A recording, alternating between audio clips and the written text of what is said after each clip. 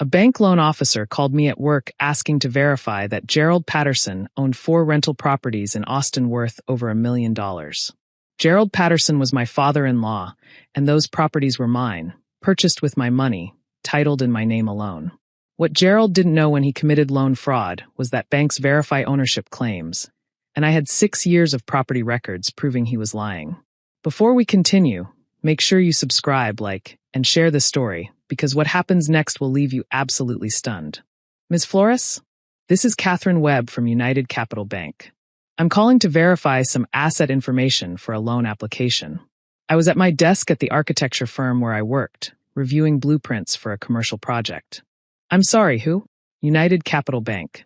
We have a business loan application from Gerald Patterson, and he's listed you as a reference who can verify his real estate holdings. My pen stopped moving. Gerald Patterson? Yes. According to his application, Mr. Patterson owns 4 rental properties in the Austin area with a combined value of approximately $1.2 million. He listed you as his property manager who can confirm ownership and rental income. I set down my pen carefully. What properties specifically?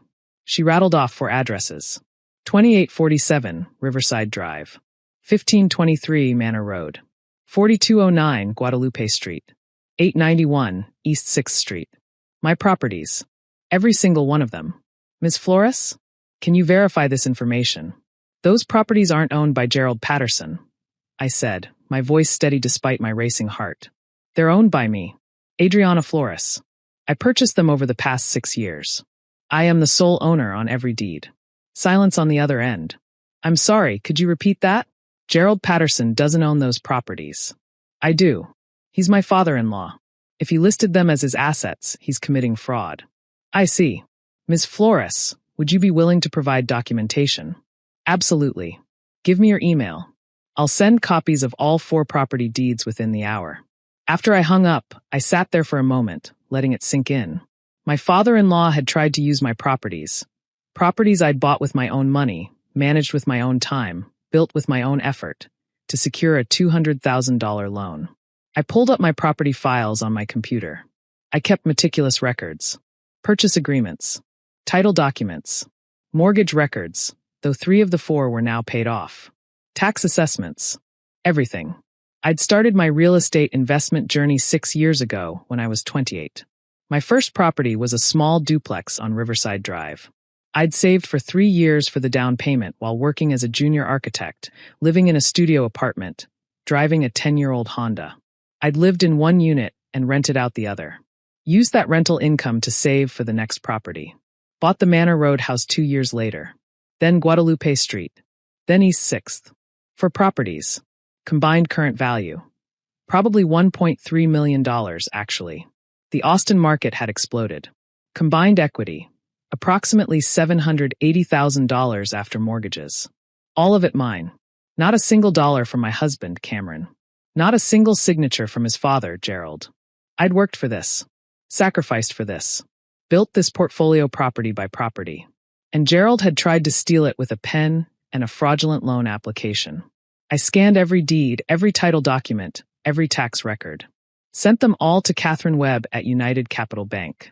Then I called my husband. Cameron was a middle school science teacher. He'd be between classes, probably in the teacher's lounge. He answered on the 3rd ring. Hey babe, what's up? Your father just tried to commit loan fraud using my rental properties as collateral. What? I explained the phone call. The loan application. The false asset claims. Cameron was silent for a long moment. He listed your properties as his? All 4. Told the bank he owned them. Told them I was his property manager. Used their value to qualify for a $200,000 business loan. That's insane. Why would he? Cameron stopped. The restaurant. What restaurant? Dad's been talking about opening a restaurant. Some barbecue place. He's been obsessing over it for months.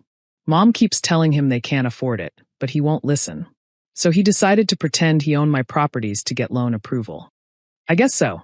God, Adriana, I'm so sorry. Did you tell him about my properties? I mean, I've mentioned that you own rental properties.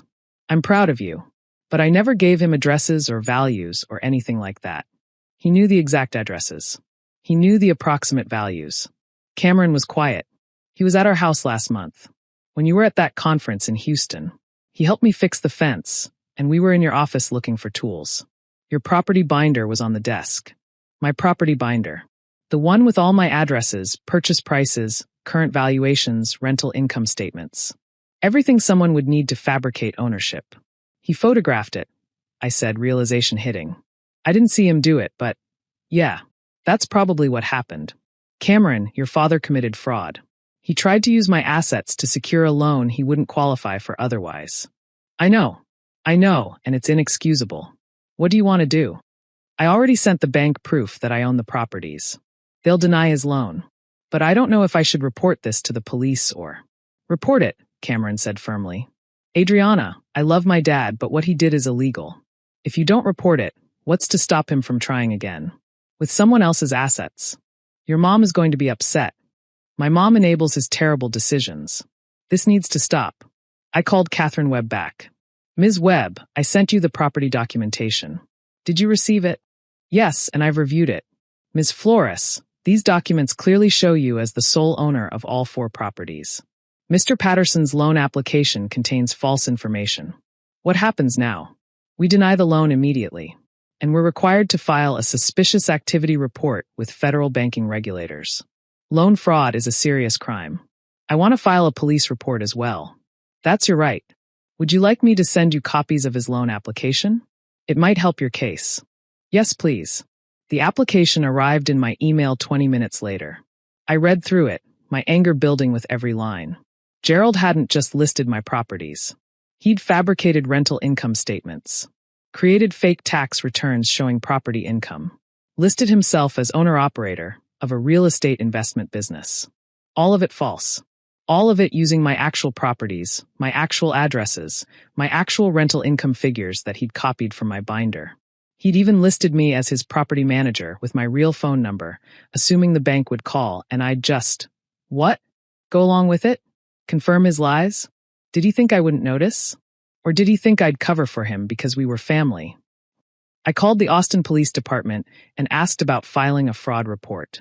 They directed me to the Economic Crimes Unit. Detective Marcus Thompson took my statement over the phone, then asked me to come in with documentation. I went straight from work, bringing printed copies of everything. Property deeds. Gerald's loan application. The bank's verification request. My original purchase documents showing dates of acquisition.